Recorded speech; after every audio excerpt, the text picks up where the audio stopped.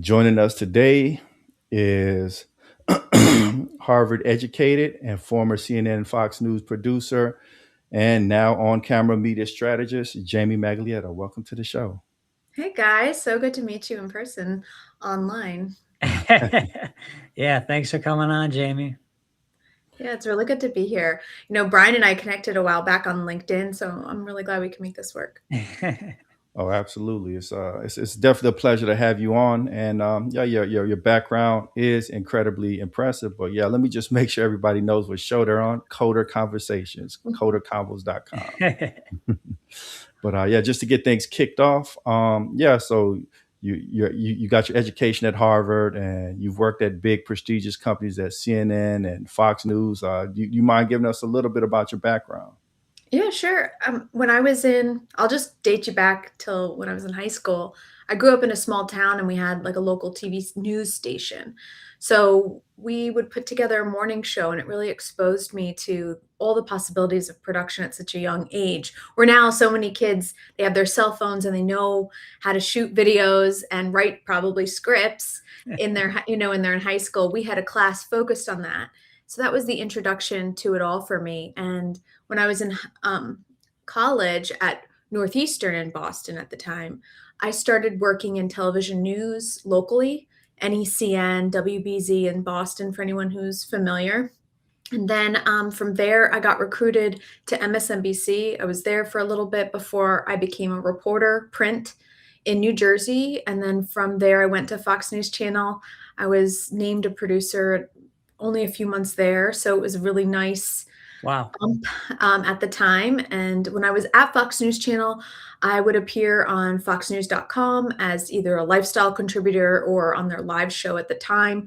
And that gave me some really great flexibility to my production schedule because I was able to visualize what it was like on camera and behind the scenes. So I could help people in more ways. And it was nice to be more well rounded versus flexible. Then I went to CNN. And at CNN, I was there for nearly 12 years and I worked on a lot of new shows. I felt like I was launching shows constantly in the beginning. And I went over to CNNI and did something very similar, was working on shows. And I ended at CNN at Reliable Sources. I do still freelance there, but in a very small capacity and not on shows anymore. Okay. And I went to BET after that. And I left BET in the beginning of 2024 and I started to dabble with more podcasting, social media, and helping professionals. So that's a little bit of my background. Awesome. Amazing. Yeah, you've worked at some of the biggest media companies out there, and these are jobs that people envy. Like, how exactly did you get your foot in the door to be able to work at these companies? Well, I really do believe that the more you do in college, internships, networking, it really does help you get that first job. And that first job is really what helped me get the rest. That first job was Right. at MSNBC. So I was already at 24-hour news right out of college. And that really did help open the doors to Fox News Channel and then Fox to CNN. Yeah. So, you being a producer, did you intentionally choose to kind of be more behind the scenes, or is that just kind of how things progress and develop? Like, would you prefer to be in front of the camera, or?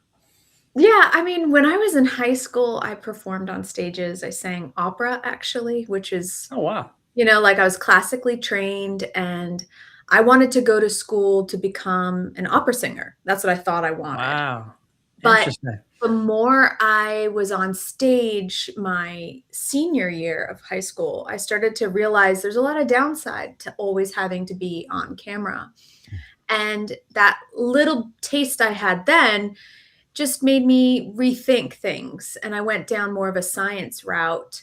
Um, I went to Africa this summer before college. I had this scholarship to study science. So I was like, oh, this is maybe this could be what I want to do, archaeology or science. But really, when it came down to it, I knew I wanted to be creating content.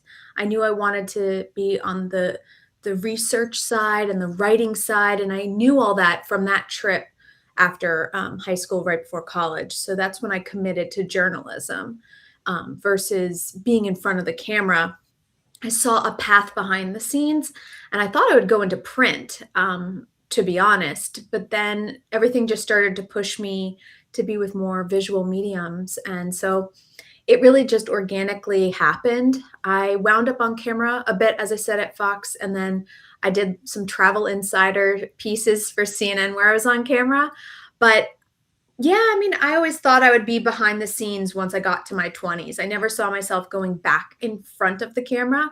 But now, as an entrepreneur, I feel like you need to be in front of the lens in order to get your message out there, build your brand. Yeah. And it's really become almost like a full circle. I'm doing what I didn't plan on doing, but I knew I kind of could do what I really wanted to. Yeah, that's kind of like me and Kev. You know, I'm a musician, I'm a drummer primarily, but he asked me to come on one night and I really liked it, you know, and Yeah. it just, we gelled, we had good synergy, and you know, it's been a wrap from there. We've been doing like two episodes a week, 3 episodes a week for past almost 2 years. That's a good commitment, guys. Yeah. Not many people get past 10 episodes in the podcasting space. Some they start to fall short after 6. And you know, to say that you've been doing it for 2 years that consistently, I mean, that's huge. Congratulations, guys. Oh, Thank you. appreciate it. Yeah, I think we got over 400 videos up now, so been hammering it out. That ought to do it. Yeah, that ought to do it.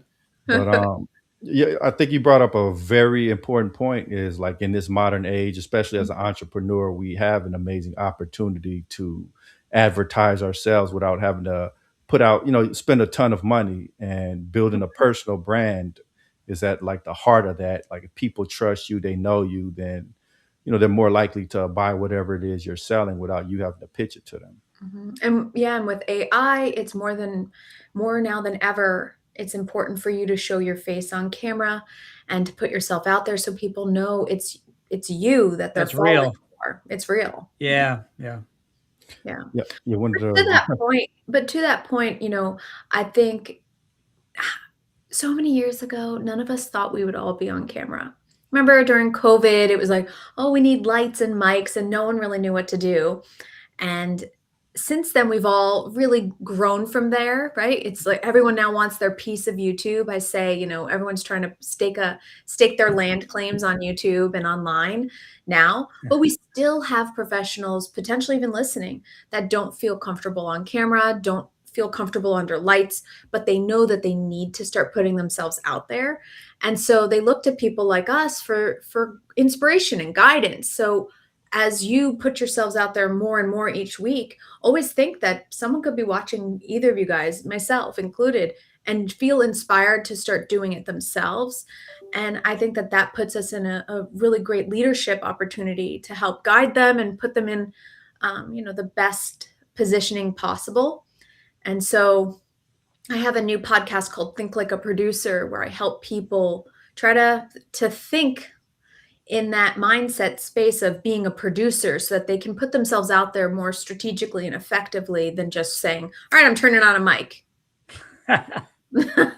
Like more than the bedroom person, they're just in their room. Yeah. They got their little mic, they got their webcam, and they're recording stuff. And are you describing yourself, Brian? Yeah. And then they upload it, and they don't do audio mastering, no editing.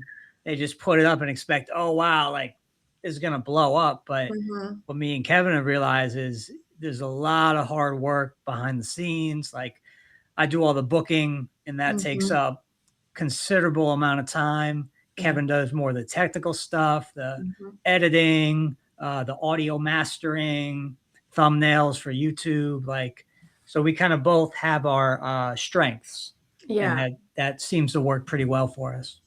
And I think that's a really good point to make, because so many people think they can go into it on their own, and then they get into it and they don't realize how hard it actually is, which is why they don't continue. And it's good that the two of you have one another, because even as someone who can crank out content, and I really can, since August, I think I have 60 episodes out on YouTube across my 2 podcasts, plus tutorials on, how to be a producer. Wow. And, I'm cranking out all this content, plus reels. It's a lot of work. And I Yeah. really wish I had another one of me who could do most of it, because it's draining. And if you haven't had the experience I've had, where I'm pushing out a live news show every day, right? Where those deadlines have led me to be able to be a strong content creator, you're not you're gonna have those pitfalls and potentially struggle without a team or people or leniency toward, yourself, and patience. Yeah. Yeah, no, I definitely agree. Having a partner to Mhm. help you is no just in creating content, it makes it 1,000 times easier, unless you're just one of those people that just like to talk like me. That's why I needed a partner. I can't just sit in front of a camera and just talk for an hour straight. I Yeah. just feel like I'm talking to myself. So Yeah, like a monologue or something. Yeah. I mean, and you can, as I'm looking at myself right now, I'm like, wow, I'm really whited out. Like, I need to adjust my lights and mics. And I wish I had help, right, to do all that for you. And you can hire people. I do that for clients where, okay, well, let's produce a YouTube channel video, or let's do that. But it costs money, and yeah, you can do it on your own if you just learn how to think like a producer and tweak things. Um, but as I'm sitting here, that's all I'm thinking about. It's like, oh, I should have adjusted my lights more. Oh, I should have, done this or that. And you're always going to never, you're always going to show up not being completely perfect. And you just have to accept that. Because if you are showing up and you're constantly nitpicking, you're never going to do it. You just aren't. And you're going to stop, or you won't even push the video out. So it's really good to know that there are so many people out there doing it, and not everyone is being completely perfect at it. But they are doing it, and that should be inspiring. And hopefully, if someone's hearing this, they're hearing and thinking, "Gosh, yeah, you're right. I should just do it," because you should. Right now's the time. Yeah, and if you can get a team put Mhm. together or a co-host, that's Yeah, gonna, like Kevin says, like a million times easier with that other person, because like for us, okay, I could just focus on the booking. yeah, Kevin's just, focus on the audio mastering and stuff like that. mhm, There's like a real synergy there between yeah, us. And if it were just me, I would feel overwhelmed. If it was just Kevin alone, he'd probably feel overwhelmed. Because Kev, you did do this alone for a little bit, right? At the beginning. yeah. Like a short period where I had to do it by myself, and it's just a ton of Yeah. work, booking yeah. people, A getting on lot of work. camera, Yeah. editing. Like my one podcast I do as more of a monologue, because I couldn't book guests for two podcasts. And the reason I did it was I was testing things out. And I thought, okay, you know what? I'm going to go at this more strategically. And I started the podcast Unknown to Known, where I interview television guests, influencers, people who are in the media space. And we talk about new media and how to expand your brand and show up confidently on camera, learning from people who are on camera for a living, or have made it and they're influencers on TikTok and they're doing it right now and they can share advice. But booking for that, Brian, I mean, sometimes guests don't show up, or, Yeah. you know, Yeah, and you're like, shoot. So I did batch recording for that when I went back at it. Like, okay, I got to record all these people and then launch. And that's a piece of Yeah. advice that, I don't think many people get, where it's, if you're going to have a podcast with guests, it might be better to sit down with people for a month or two, edit those videos, and then launch. So you have some padding. 100%. Yeah. I mean, we do pretty well now with, like a low cancellation rate, but Mhm. as you mentioned, it does happen. And there's sometimes where me and Kev will just say, all right, let's just kind of chop it up and do our own show, our own segment. But a lot of times we'll just cancel it and say, "Oh, okay, it's a night off." So in general, it ends up working out for us, I would say. Yeah. And on the monologue side, like, as I was saying, if anyone's listening and they're thinking, well, I just want to talk, you have to talk a lot longer than you think, to fill an episode. And so many people don't realize that. They're like, oh, I got like a 6 to 8 minute script. But then when they say it, it's only 2 to 3, So I started to test out that whole monologue aspect, where I was critiquing YouTube podcasts. And I'm going to go back to that. I took a break from the critiquing and analyzing because it was a lot of work, as we were just saying. And I felt like maybe I couldn't commit to it on a regular basis enough to make it my baby. So I have unknown to known where I'll keep going. Maybe bi-weekly is what I'm thinking now with guests. And then the other one, more monologue style, I give tips. But an 8-minute script can get you to 12 minutes on camera sometimes. And that's what you want to aim for if you're focused on YouTube. And that's what a lot Okay. of people need to realize too. You need to be over 8 minutes. And so, just scripting and keeping that in mind and thinking like a producer will help you if you do want to do it on your own without guests. Yeah. So at So if you could least, dive oh, into go that, ahead, Kev. yeah, if you could dive into that a little more, why do they need to be over 8 minutes? Does YouTube give them a boost or It's more of like the like? long-term monetization. It needs to be over a certain length. Plus, right now, clips do better than long form video on YouTube in the Yeah, podcasting, like I guess you can call it like beginner stages. It's Right. almost better to have like a 5 to 8 minute clip from your long exactly. form than the whole 45 minutes on YouTube. Some people I do that. I put the whole 45, I put the whole episode up. But now that I've started to test clips, I find that the clips generate more views to my channel, Yeah, and then the episode gets more attention when it drops. So I'm doing like a yeah, clip ahead of the nearly hour-long conversation. Yeah. yeah, we've definitely found the same, like shorts Mhm. and like mid-length clips, because I think if people don't know you, they don't want to invest an hour Yeah. with you. So you have to kind of Yeah. give them samplers Yeah. and wet their palate, and then if they really like what they're seeing on the short form, then they might commit to the longer form. And So let me add on the short form. So I was working with this one group and they had said that shorts, you know, they're not attracting the right audience. Now I disagree because I've been playing shorts, testing them out with my channel on YouTube, and my numbers have been going up with shorts. Views go up obviously because they're short videos, but after a while, if you're posting consistently with those shorts plus your long form videos, and you build a strategy, growth is possible. You are going to attract the right people because whoever's looking at those shorts, to your point, is getting a taste of who you are. Then they see your channel and they're like, okay, I'm going to subscribe. I had like, I don't know, it was a lot for me, but I think it was about 10 to 15 subscribers in one day. And I was like, what happened? Wow. And I think it was because the shorts at that time did really well that day. yeah, no, definitely. Like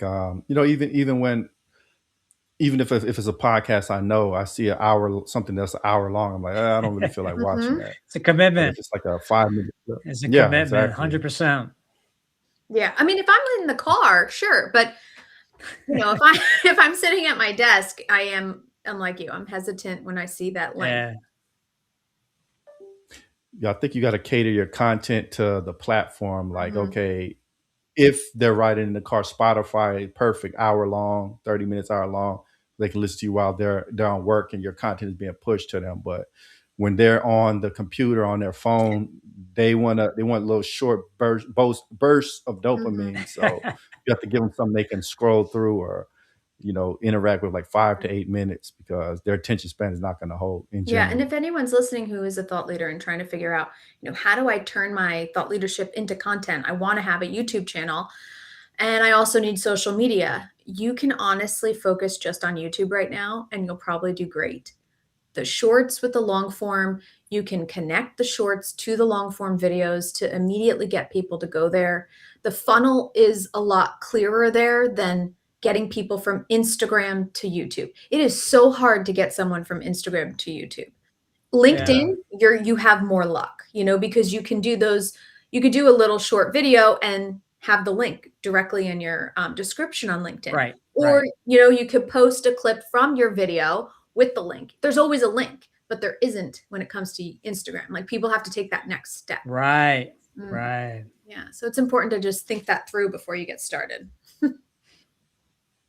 Yeah, for our process, we like to take the long form content and then run it through Opus clips. Like with Mhm. Opus clips, you Yeah. can generate 30 seconds to a minute clips and also 5 to 10 minutes. So you can get all of these different links for these different Mhm. formats, and you do one long form content, and then you also have your shorts, and you also have your mid-length Mhm. content. So And I think it's and it's about just all building stuff you that. gotta do if you wanna start a podcast.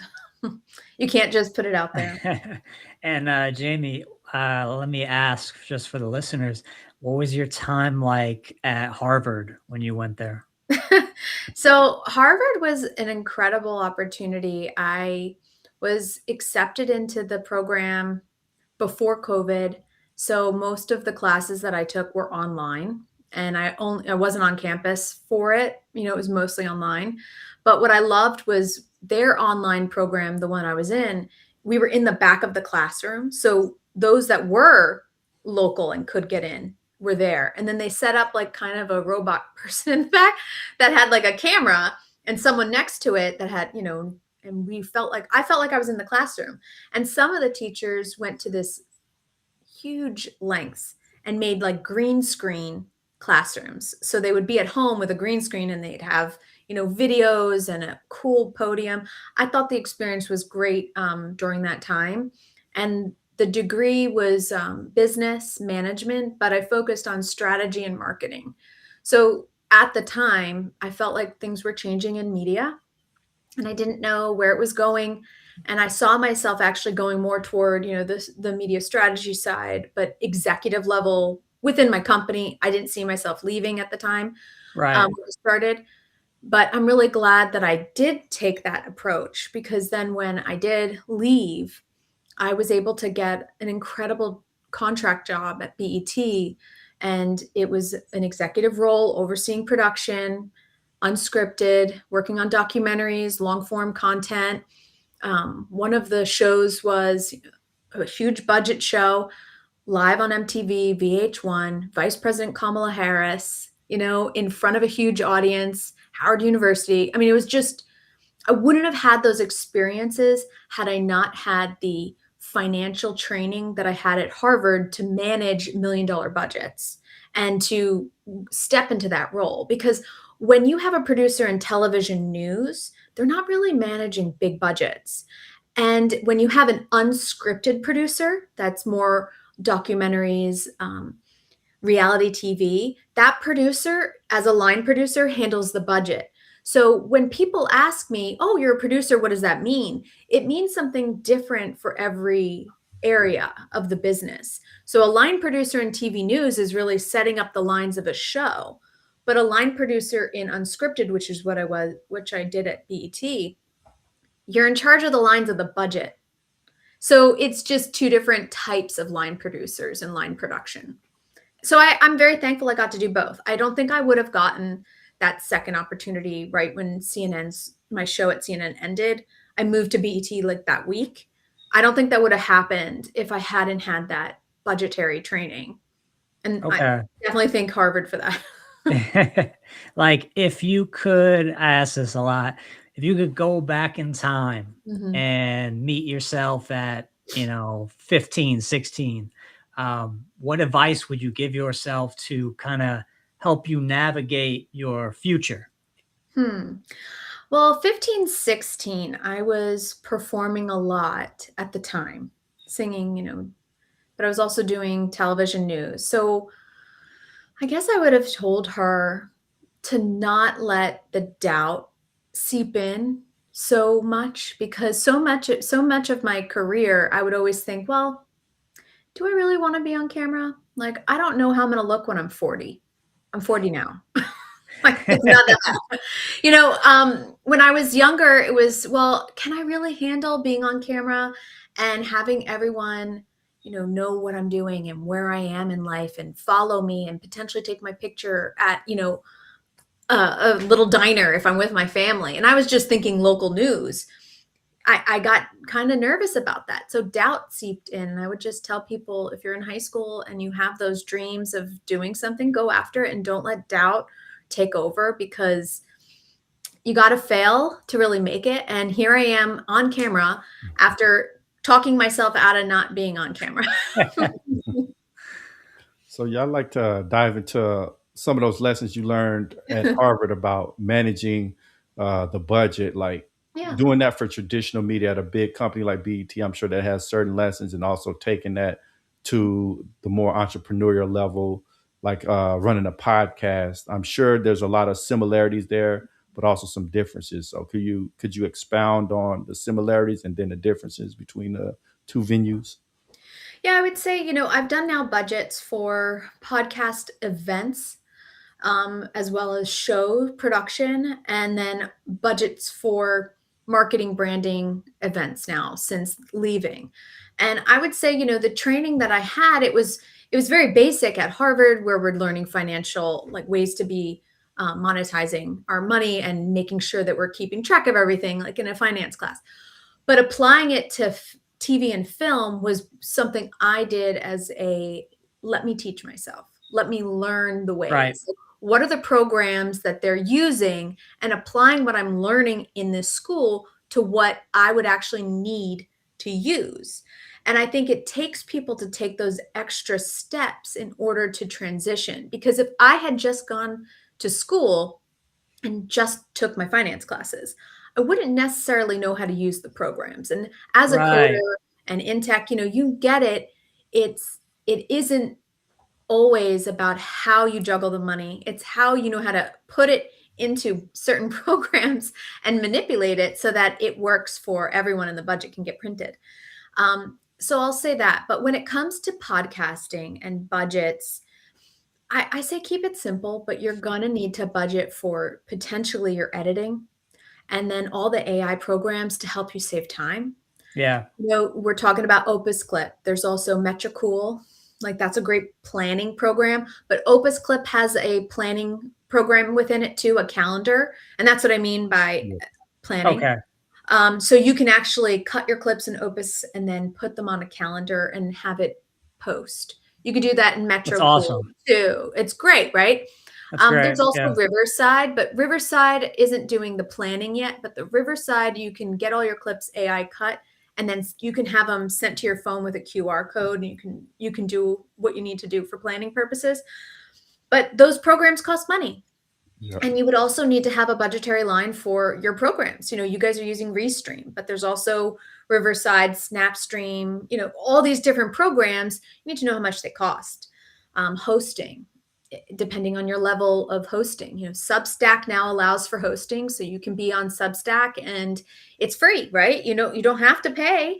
And it gets everywhere you need it to get. Plus, you have your newsletter attached to it. I have one of mine on Substack mainly because it saved me time, but it also saved me money from having to have a blog or a piece, another element added, Right. like another website to maintain. Right. So if you think about those costs, like my website is Kajabi. Kajabi is pretty expensive, depending on what you're doing. I have a digital course, it's called the Visibility Program. To have that housed on my website, plus my podcast, plus everything, it costs a fortune. So you would need to have a budgetary line for that. Having a show can cost you a lot of money. It depends on how much you're willing to do without outsourcing, really. Yeah.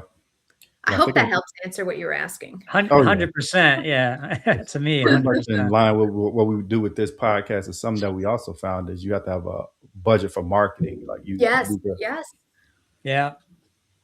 because if you're not spending with like YouTube or Instagram, your views are going to get stalled. And You're in a flat line.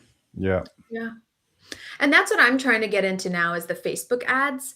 So I haven't done those yet. And people kept telling me, no, you want to wait until like you feel really good on camera and you have like an ad plan. And I get it, but I kind of want to just like throw a clip up and see what yeah, you should. happens and test it out. Yeah. Like can't be that bad. Because I thought the only way if you're gonna know something works is you do it and then you look at the feedback and say, oh, okay, this didn't work, so maybe I need to make this adjustment. Like kind of you mentioned earlier, you just have to get out there and do it because you get stuck where you're forever planning, looking for the perfect, you Mhm. know, the sequence of events, and it never happens. You never advertise because Mhm. I need to do this, this, and this, and you're missing out on growth. Even if you just get 5 subscribers, you still grew.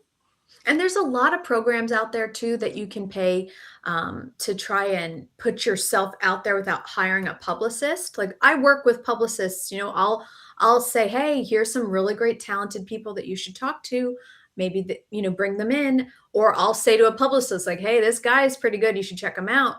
But before you invest in that level, there are websites that you can buy and pitch yourself to the media, and that's a great way to market without overspending or on ads. It's called Quoted. That's one. Then Harrow, it's like help a reporter out. That's back. It was gone for a while.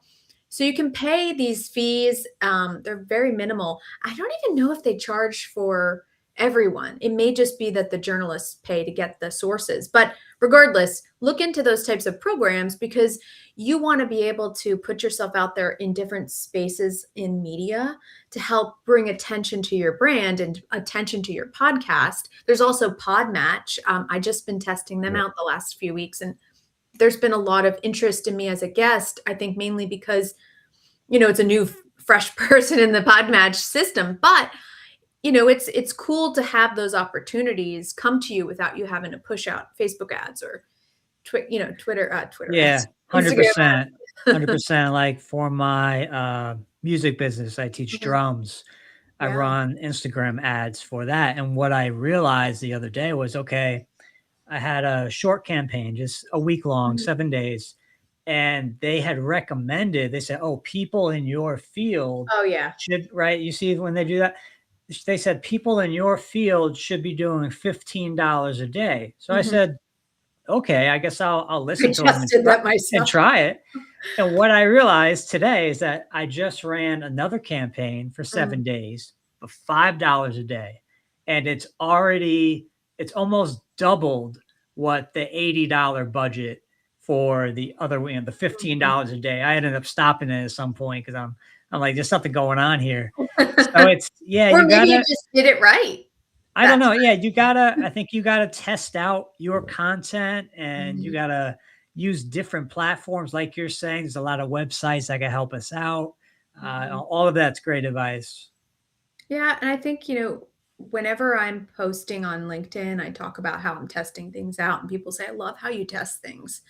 That's what a producer does. Like producers who are producing for people, producing for shows, like what we do is we essentially test out to make sure that this person is going to, do their best on camera and say, hey, why don't you try this? Okay, that didn't really work. All right, let's try this. You're testing things either with an anchor, a reporter, or a talent who just wants to, build a social media following. If you don't test, you don't know. And I always tell people, you need to just be real. Be real. And when they are, and just they push through all the chaos and the crap that they're, that's holding them back, and they show up authentically, they start to see a change. I had a client recently, she's been doing great. Her engagement numbers are through the roof. It's insane. And it's all because she started to listen to the advice I had and talk about the pillars. Like, who are you as a person and who are you talking to? Because even as a television news show, you know who you're talking to, and you know who your audience potentially is, and you know what you need to talk about in that hour to get to the nuts and bolts of what they may be interested in knowing about. As individual brands, we need to be doing the same. And that's also part of my marketing degree was, who are you talking to? Who are you? And how are you going to approach those people? Identifying the platforms where they are, figuring out how you can relate to them there, and then trying it out, seeing where they engage most, and keep on going. It's the best way. Test, test, test, and don't hold yourself back. That's a great point because, just like football, something that works in the first half, you might be having amazing success, and the other team adjusts, then what you were doing just stops working. So if you don't have that mindset of constantly adjusting, trying new stuff out, what you're doing, it might work for a while, and then the scene changes, things change, the circumstances change, it stops working. So what are you going to do then? So just having that courage to try new things out and adjust is so important in this game. And that's really what it is. It's all about just being able and flexible enough to adjust, because it's changing every day. Every day it's something new. And I had these clients, recently, they're like, I guess we never figured out YouTube. I'm like, don't think anyone's really figured it out. It's like we can all say we know, but it's all about testing. It And is. they're always changing algorithms. Mhm. Google's always changing their search algorithms. You never know what to expect. You kind of have to stay on top of all this stuff if you want to compete, that is. Mhm. And it almost seems like everyone who does really well on YouTube is talking about how you do well on YouTube Yeah. or social media. Like if they're on Instagram and they're doing well, it's because Yeah. they're starting to talk about how to do well on Instagram. It's the same with Substack.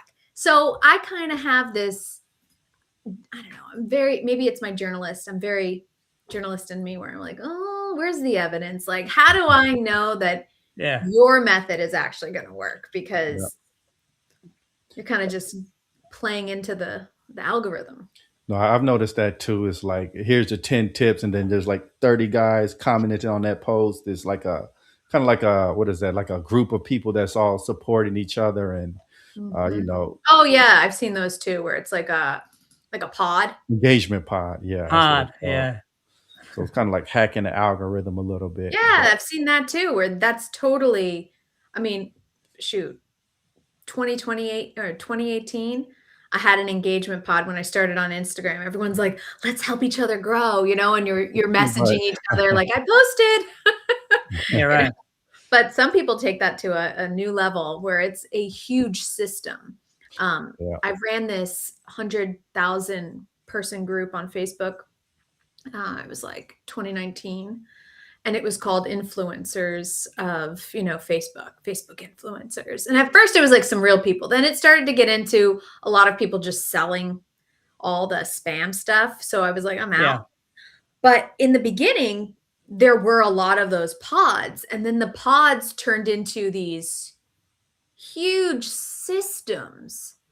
And it was amazing to see it evolve from like, let's help each other out and grow, and it become very much like automated, like these AI systems attached to Instagram or attached to another app that you had to go out of Instagram to get to. And there's crazy systems that people don't realize are out there that people use to help boost engagement.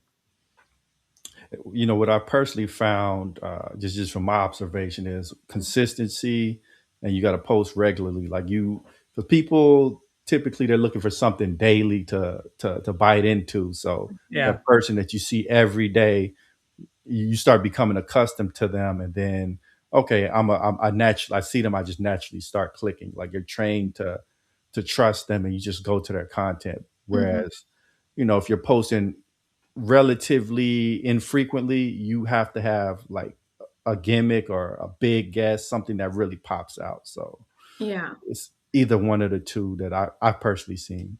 Mhm. How Yeah. about yourself? Like what have you observed from people who seem to kind of be blowing up and maintain their success? They're not like a one hit wonder. Yeah, I mean, those that have blown up, and I think right now we're seeing it, your count does not mean anything Yeah. because so many Yeah. people paid for those count numbers, right? And when you look at their accounts and you're like, "Wait, you only had like 10 people like your post? Why do you have 60,000 followers?" I think 600,000 followers, I 2 think likes. it's starting to have like this huge negative impact, and it's almost better to just be real, be yourself, be consistent, like you're saying, engage with the right people, connect with the right people, and just be authentic and you. I tell people, as I mentioned, the pillars. It's like you want to think of what are the 4 things that you can consistently show up on camera and deliver, right? So if you have a podcast, that's one thing. And then your second might be, well, I'm also a drummer, right? So I'm going to show up as a drummer. I'm a podcaster. I'm a drummer. And then you may be like, you know what? I really love hiking. Okay, well, I do. if you're going to add hiking, right? You're now looking through hiking. And every time you post about hiking, it's like, I work in tech, I have a podcast, and I'm a drummer. And so hiking is my way to reframe, my way to recharge from all of that. You're not posting about, oh, I went on a hike. You Right. need to think about the crafting behind it and have it all tied together. It's like, my break from podcasting is I was drumming this song and it made me think of, hiking, or, you're always trying to weave everything together, like Yeah. podcasting, hiking. And if you do that well, it can really help you grow and build the right audience, because now you're essentially speaking to another guy or girl who is just like you, and they're the ones that are going to come and want to engage and be a part of your journey online. 100%. Yeah. Yeah. I So had this talk that I gave recently, and it was all about, being real. And you want to think of it as you're reframing, right? Like, who are you? What do you want to do? What do you want people to ask or know you for, right? And then you're embracing, editing out all your imperfections isn't going to work. So you just want to embrace your flaws and go with it. If you're going through a weight loss journey, share. If you're dealing with a breakup, embrace it, deal with it, and share about it. Maybe in your stories, maybe it's not your post, but by reframing like who you are, as we discussed, like with those pillars, embracing all your flaws and sharing authentically, you'll start to be aligned with who you are as a person. And then that person is going to start helping attract people, and you can really just go live with who you are and feel good and make other people feel good, because it's all about emotions. yeah. Your podcasts, your YouTube channels, your social media, it's all about connecting and building emotions, emotional relationships. And I don't think many people realize that, but that's very key to marketing and business. Yeah. Great advice. Yeah. Really good advice. This is something that me and Brian we've talked about in this modern digital era. People are not going outside, so they still have Mhm. the desire to connect with people. Yeah. So instead of doing that outside, they're looking for that similar experience of like hanging around the dinner room table with friends. They're looking for that online. So Yeah, they are. you know, And, so I've been studying audio and video space for a while now. And there was this huge push for, being a solo podcaster. And you'll see, like, if you look at the top podcasts, yeah, there's a host, there's a main guy.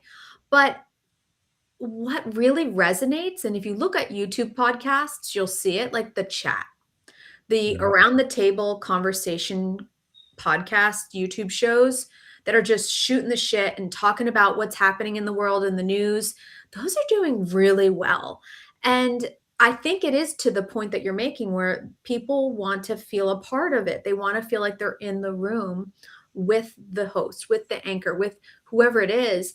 And if television news, like cable in general, started to take away those news anchor desks and made most shows more like the morning show programming, or yeah, the morning show programming throughout the day, I feel like you would see more people connect with the cable news outlets right now instead of pull away. Cable is going to go on streaming platforms. People can connect with it wherever.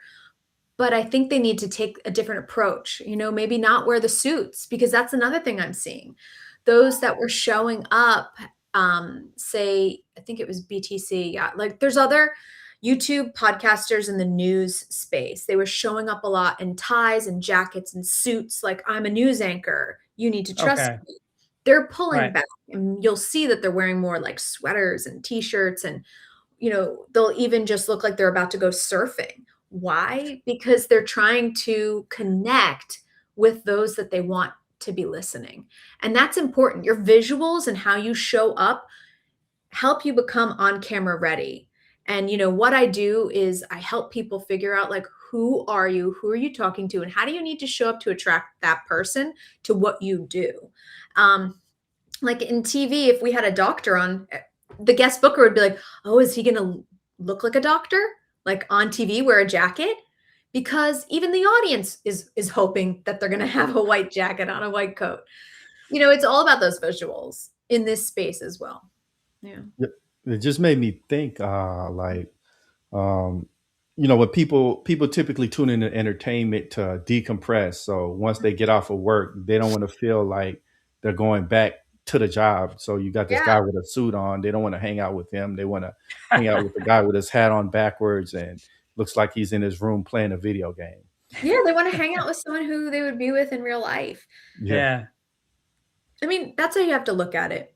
Right now, like with my YouTube podcast, it's on camera ready. So I feel like I can't show up not wearing makeup and my brand colors. And that's why I started to test out Think Like a Producer as a soloist podcast where I'm just showing up. Because on that, I'm like, you know what? I should show up as the producer. The producer is wearing glasses. She's not wearing makeup and she doesn't, look to the nines every time she's on camera. So I feel like I can be more myself in that format.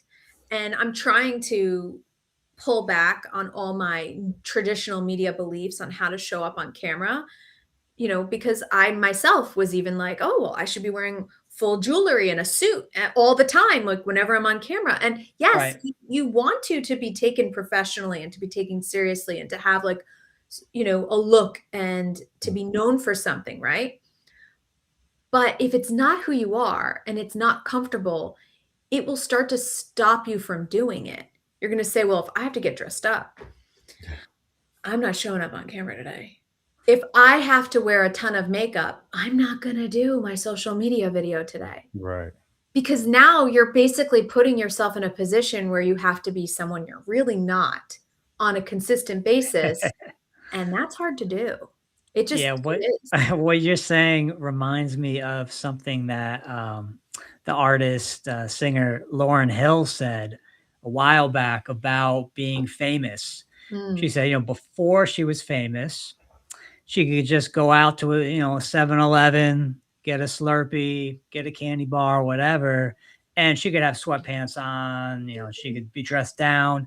She said now after becoming famous, she has to kind of get all dolled up, makeup, etc., before she leaves the door, before she goes out the door, because she has people looking at her everywhere. Because Lauryn Hill is very famous. So yeah, they'll take her picture.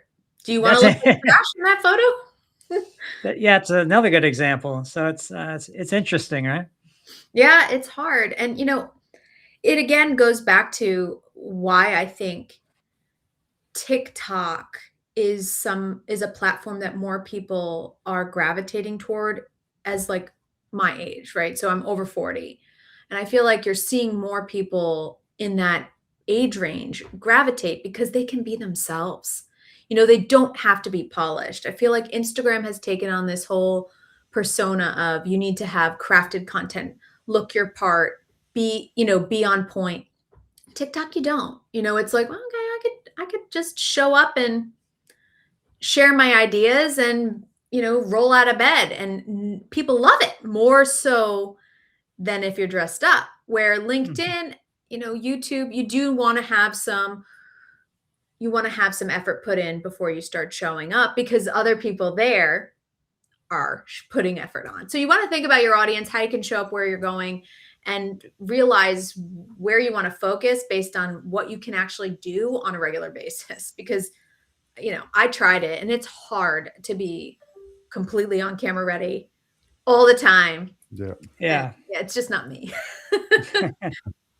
No, that's a great point. Whatever you could do consistently, that's what you should do with your podcast. Because if you're not consistent, you're not going to get any results. Like people have to see you showing up day after day before they trust you and invest their time into you. That's what I found. Yeah. And I actually had someone say to me, I like it better when you don't show up in makeup. And I was like, why? Like, I look like garbage. She's like, yeah, but it makes it real. Yeah.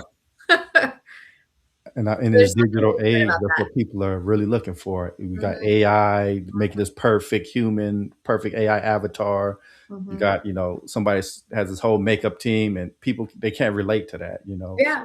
I mean, I'm AI. This isn't really what I look like. It's a filter. I mean, that's the problem right now. It is a problem. You go on Instagram, you go on TikTok, you're watching something, and then in the comments you say, "Oh, this is AI. This is AI." So then you're constantly thinking every single video that pops up: is this real? Is this AI? What makes it AI? If it is AI, these type of questions come up, and it's just funny. Brian, I saw this video. It was a bald eagle holding a frozen baby. And he's like this, and he puts his little claws like against a window, and this woman opens the window and he throws the baby into her hands, and then she's warming it with a blow dryer, and it was AI. And I shared that with my kids. I was like, guys, oh my gosh, this frozen eagle baby, and like this person rescued it. And then I start looking at it, and I'm like, okay, wait, wow. I think that is not real. Not real. Yeah, yeah. It's so scary. And I think, it's going to really push more and more people to require sourcing on things. Yeah. Yeah. I mean, I hope, right? In my program, the visibility program, I have this section where it's like, I need you to think like a journalist, like the who, what, where, when, and why. If you're going to show up on camera, you need to know all that, because you don't want to just be spewing misinformation online and then no one's going to take you seriously. How are you going to build trust if you're sitting on, on social media or on YouTube repeating things that aren't true?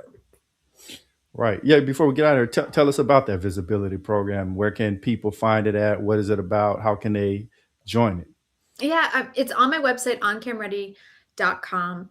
And the visibility program is new. It just came out. It's a digital course. And then I'm going to add on group coaching, but it helps people think about, who am I as a person? Who am I talking to? How can I show up consistently? Can I show up? And it's mainly because I felt like I was doing that myself and I wanted to help others. And I came up with these AI prompts to help people write their scripts for 30 days and come up with B-roll ideas so they could shoot content. And then I show them like the basics on how to use CapCut and how to show up and create talk to camera videos that are just a little bit more visual, with headlines and green screens. Because some people still, don't know how to create those. Right. And I say it like that, but it's mainly because I'm coming from TV news that I'm always like, you don't know how to do this, but they don't. And those basic little simple editing tips can really enhance your videos so much. And I just want people to know how to do it so they can level up, especially if they want the press to book them. If you're someone who is an author or a podcast host and you're only posting about your food or where you're going, when the producers look at your page, they're going to say, well, wait a second here. Where's the thought leadership? Where's the person that they're pitching? Is that person even out there? Is there even any real engagement behind it? Does anyone even agree with this person? They want to see that they have a community, agreement, engagement, creative ideas, that they're leaning into the media, maybe showing up when it matters to their niche. Oh, this new detail just happened in coding and got to tell you about this new technology you all are going to need to learn. Sharing about that makes you more of an authority within your industry. And that is what people are expecting, at least in my industry, we're expecting to see when we come to someone's page who wants to be in the media. So if you make those little adjustments, you'll just hear more yeses than you'll hear nos, is my hope. And that's what the program's all about. But it all happened, guys, because so many people listening may be dealing with this. So I just want to make sure I mentioned it before we wrap, is like, job loss is huge right now. So many people are losing their jobs or have lost their jobs. And in 2022, when I left CNN, I didn't leave because I was like, I'm leaving. My show was canceled, and there was a decision to be made. Either I'm staying and maybe going to another show, or I'm leaving. And, when they give you that option of like, here you go, here you get severance, it's like, okay, well, you know what? I'm going to take that, because I just graduated from Harvard right before this happened. And it was like, I'm going to try something new. And thankfully, because I just accepted it, I was able to get a job at BET right away. Wow. And that allowed me the freedom, because it was contract, to podcast and try new things and have this huge like media revolution of my own, where I'm like on Substack and creating content and testing. I could never have done that if I was still at CNN. I couldn't. So it's like God essentially handed me an opportunity with that layoff, but you have to see it. And the way I've been describing it to people is like, after CNN, I went to BET and I was creating. But when BET ended, that's when I finally mourned the loss of my job at CNN. Like, I didn't have the loss mourning where some people have that immediately and they're like, oh, I lost my job. Like, I didn't have that until then, because I had a double spine surgery that was unexpected. And it was like, okay, lost my favorite job in the world, CNN. I'm not at BET anymore. I'm having double spine surgeries. I'm in the worst pain of my life and I don't know where I'm going. I dipped to black. And I say that because in television, in podcasting, in broadcasting, if you dip to black, it's like you're on air and then suddenly you're not. And everyone's like, what just happened? Why am I seeing black on screen? Right. A guest goes down or the signal goes down. And in that moment of darkness, us as hosts, as producers, as people in the control room, it's always, what do we do next? And in that moment of panic, you finally see clearly. And so I think that in my time after CNN, I was looking for jobs. I was after BET, I was looking for jobs, trying to look for jobs. And when I finally hit, I guess, that rock bottom, like my dip to black is what I call it, I finally saw clearly. It was like in a control room, when things go wrong, my first question is, what do I have right now? What can I put on air immediately? And how can I get us to a break smoothly?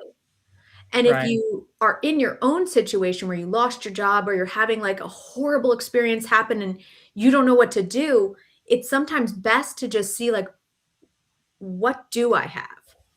And how can I hold on to that and make something of it? And I feel like it was in that moment that it all just started to become so clear. I was like, I need to do my own thing right now and build a business and navigate new media and find ways to help others do the same because there's so much going on that they need to think like producers. So I hope that that little story and that reference to dipping to black helps people because truly, if you are feeling like you have no idea where to go, just start thinking about what you have right now and what you can go live with is just to get you to that next moment, that next break. And then just it'll start to be clear. Like when I did that, I was like, okay, wow, it's all starting to come together. Clearing up. Yeah. Yeah. Yeah. So that's where I'm at. Amazing. Awesome. So, yeah, we're getting close to the top of the hour. I mean, that could serve as a closing thought, but did you have any other closing thoughts you want to leave with our audience before we get out of here? And just to reiterate, where can they find you at again? Yeah, I would just say, YouTube right now is the place to be. I'm on my way to Podfest as of this conversation. I'm looking forward to seeing, what I can pick up from that. YouTube is definitely where to be. And if you want to start showing up strategically on camera and you don't know how to put your thought leadership into visual content, long form or short form, you want to check out oncamready.com. That's where I have the visibility program. I also am still producing. So people do hire me, higher end clients will hire me to do YouTube videos or create their social media and manage it or coach them before a media conversation. But I'm also doing events where I bring in TV crews that are out of work, people who have basically decided, okay, I can't be in film or I'm not going to be in TV news anymore. And they're thinking, okay, I want to be in marketing and advertising and social media. So I'll try to tap them and cover conferences or cover, a brand workshop and help you get the content you need to continue building your brand online. So I'm trying to just diversify, but also stay within my niche of production. And On Cam Ready explains a little bit about that and also what I've been up to. So On Cam Ready Media at the candle is at On Cam Ready. On YouTube is where I'm putting tons of free resources to help people. Nice. Yeah. Awesome, Jamie. It's an absolute pleasure having you on the show, and we'd love to have you back sometime. For sure. Yeah, it'd be fun. For sure. Yeah. Thanks, guys. I'm really glad we all connected and have a good start to the new year. You as well. And I'd like to thank everybody for tuning in. We'll catch y'all next time.